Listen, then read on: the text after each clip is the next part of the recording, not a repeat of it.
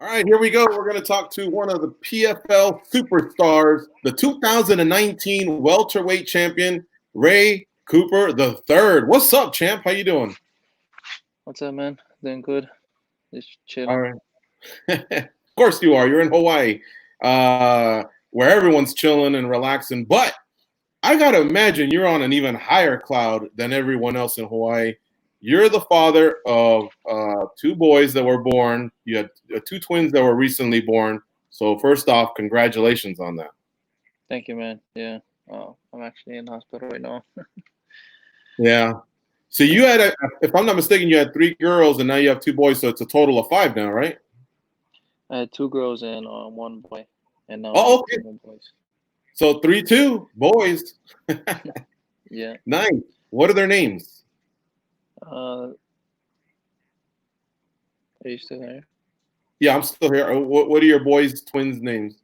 Oh, Ray Jonathan and Ray Josue, after my grandfathers. Very cool.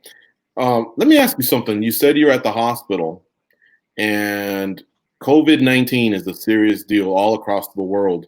How stressful was it to go through this with your wife, and under these conditions? Yeah, just gotta take extra precautions, and I'm not really worried about anything. I know that God protects us, and yeah, I'm not too worried about it. I usually just stay home anyway, so I'm not Hmm. really worried. Now, everything was done at the hospital, or was there anything done in terms of the birth at home? No, everything we got here on time, and everything went well, and um, they're good and healthy, and yeah, can't wait to go home. That's amazing, man. Thank you. Gosh, if you turn on the television, anything that has to do with the hospital is really a scary scene. So I'm glad that wasn't the case with you and your family. And it sounds like what today everybody gets to go home. Um, I don't know yet. We'll see. I hope so, but maybe tomorrow. Okay. So Ray, let's rewind a little bit because we haven't spoken to you since PFL 10 when you had your hand raised by Mike Tyson, by the way, Yep. and the other hand was holding a $1 million check. That's amazing, man. 2018 was a great season actually for you. It just didn't end the way you wanted it. But 2019, wow, you came back and you capped it off with a major title, a lot of money, and a KO artist raising your hand. Talk about that night.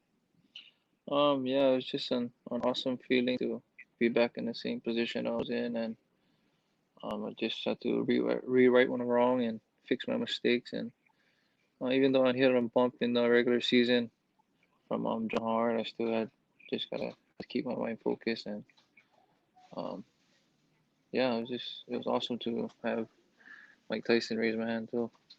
He was one of the guys I looked up to and watched as I was growing up, and it was a real honor to for him to raise my hand. I saw the tease because on Run It Back, which is a series that CFL is putting out there, I guess episode 2 focuses with you. Episode 1 was with Kayla Harrison. But I saw the teaser on MMA Junkie. I got to admit, you're a really quiet and chill and reserved guy, but that was a zinger when you said, I'd rather have Tyson lift my hand than Dwayne Johnson. I was like, oh, I was a burn there. Yeah, no, that wasn't no disrespect to Dwayne Johnson. I love watching his movies, and I'm a big fan of him. But when it comes to real deal boxing, and Mike Tyson is the man, and nobody can beat what he did when he was boxing. He was a ferocious knockout artist, and um, he was an inspiration to watch when I was growing up. So um, there was no disrespect. I understand. All right. Well, it was still it was a little zinger, but you're right. We all like The Rock. We all like Tyson. Huge moment for you. So, folks, tonight at 8 p.m. Eastern on all of the PFL socials, and of course, if you go to the website pflmma.com, you'll get to see that. We provided a teaser on MMA Junkie. Also, quick plug for their weekly series, Inside the KO. Check that out as well. 2018, 2019, the PFL had a lot of KOs, so you can see a lot of that as well. Start off at the PFL website, pflmma.com, and of course, every time we get a chance, we'll do our plugs on MMA Junkie. By the way, do you remember, Ray, after 2018, you had thought about even going to middleweight at one point. You told us that in one of the interviews. And, of course, middleweight never came to fruition. But I'm glad you stuck at welterweight because it's like, I think it was like unfinished business. And then 2019, you finished the business. Yeah, it was just an aspiration of mine to just fight at different weight classes and be the best at it and everywhere. But yeah, it didn't come. It didn't come through, and I still had a bone to pick with Magomed, but obviously I didn't get to get that match up. But yeah, I'm glad I started 170 and finished what I started in 2018. At some point in time, I imagine you're starting to come up with a hit list, right? Kind of like a hitman. I saw you already say something about towards Rory MacDonald. And I imagine if like Rory MacDonald, Magomed is probably on the hit list, correct? Yeah, that's my main. Sorry, that's my main concern right now. With Rory MacDonald entering the season now, but whoever they put in front of me, I'm gonna go at them the same way I go at them and take them out. But with Rory, it's kind of personal. He took out BJ Penn, and I really like get him back for that. So yeah. Hey, I like that. Okay, so you have a memory there. Something happened with Shields and your pops. Handle some business there, and Rory and BJ. I like that, man. You have a pretty good memory. Yeah, no, I just the guys that fought in Hawaii, I just they was real big inspirations to me, especially my dad and BJ Penn and all the other great fighters that was fighting back in the day. Um, it's hard to watch them fight and then lose like that. And when you coming up and you get that opportunity to fight these legends in the sport, you gotta take it. And I remember everything. So yeah, I just can't wait for this virus to get over with so we can get on with our season and get fighting. I got to tell you something about that night too, Ray. I'm one of the few MMA media that'll actually just be honest with people and say, I bet on fights. Look, I'm old school. I just do it. All right. A lot of them don't, and I respect that. And I don't even think you're really supposed to. But look, I bet a little bit. Just have fun, right? Sprinkle a little bit on the fights, crack open a beer, and enjoy it. And that night I had money on Ray Cooper. And you were fighting David Mashad. I seen Mashad fight Sadabu C. I hope I didn't butcher his name. It didn't go good for him that night. And I remember thinking, oh, man. I mean, of course, since then, Mashad went out and did some work. Credit to him. So, but when you were going to fight him that night, I thought, I wouldn't call it easy money, but I thought, I feel good about this bet. But I got to tip my hat to Mashad. He's a tough SOB. It wasn't an easy night for you that night, but much respect to that guy. And I really love the welterweight division, top to bottom. The addition of Rory, if Magomed comes back, and I can't. I'm keying in on that division, man, this year. Yeah, David is a tough, tough man, and it was a good fight from start to finish, and we said what we was gonna do, and we gonna go out there and fight, and yeah, he's just a tough guy. He caught me in the second round, um, with a right hand. I wasn't really that hurt, but he stung me a little bit, but Yeah. I was still there, and uh, just to know that I did good against, I took down a Division 1 wrestler. That was my main concern for that fight, to know that I can hang in there with Division 1 wrestler, and David is a Division 1 wrestler. So um, yeah, it was a great fight, and he's a great fighter, and in the future we fight again. I can't wait.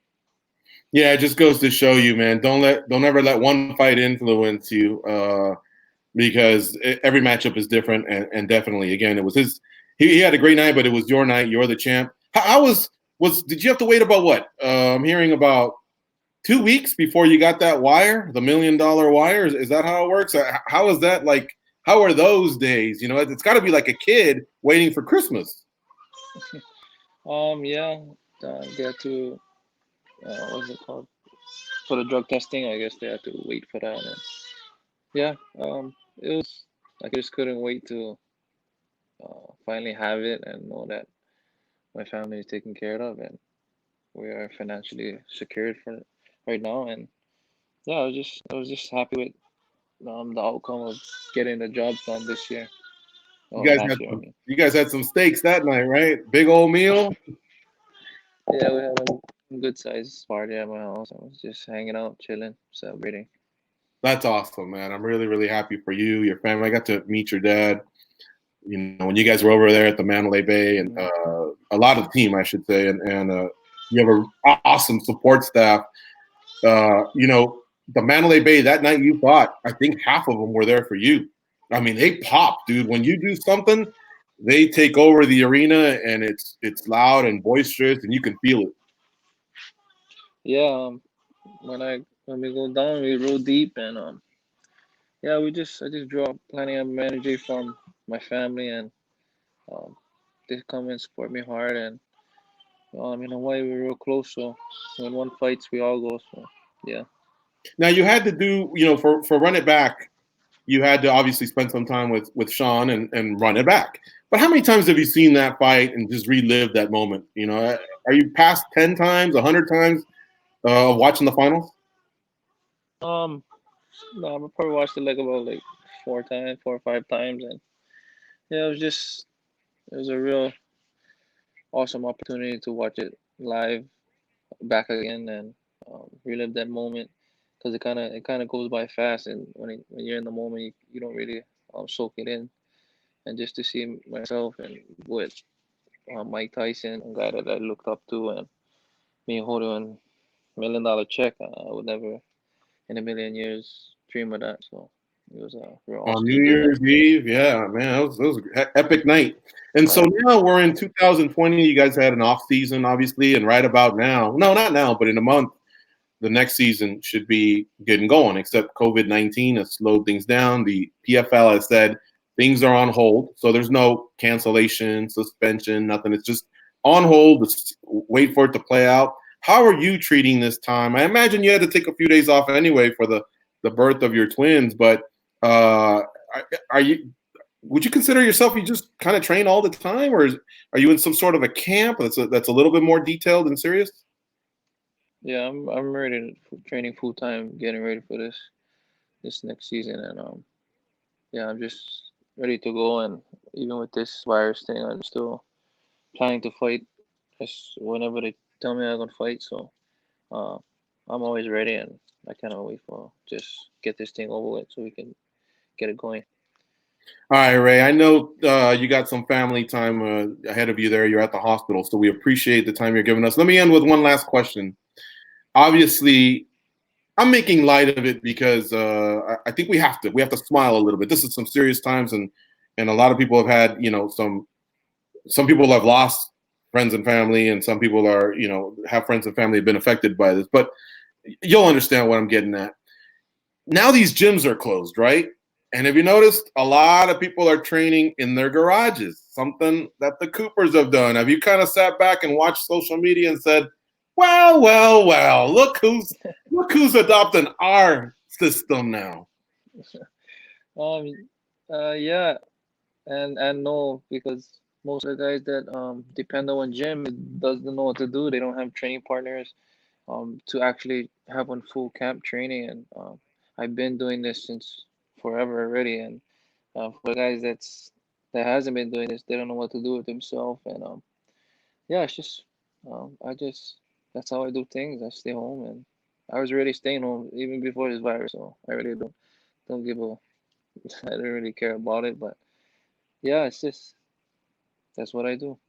That's what you do, and you've proven that you can win a major title, keeping it tight. You know, with the core group, family, friends, using the garage, and you know, you got the bank account to prove it. You got the moment, the title, the belt, whatever you want to call it. You got scoreboard. So listen, my man, thanks so much. I know it's early there in Hawaii, and I know you're at the hospital right now. So our best to you and your family, and congratulations, you know, on the birth of the baby twins, and of course we're a few months late on this, but congratulations on that title. And can't wait to follow and catch up with you throughout this season because I know we're going to get through all this COVID-19. We're going to get back to normality, and of course, we enjoy covering the PFL. Thank you, man. And God bless you guys and be safe.